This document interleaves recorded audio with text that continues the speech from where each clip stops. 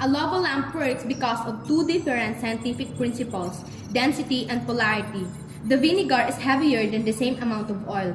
This is because its molecules are packed more tightly. Polarity prevents the oil and water from mixing together. Vinegar molecules are polar, while oil molecules are non-polar. In a lava lamp, we use baking soda to power the lamp. It reacts with the vinegar to produce carbon dioxide gas bubbles. The gas bubbles pop and escape into the air, allowing the dense vinegar to sink back to the bottom again. It does over and over again until the baking soda is completely dissolved. And here's the lava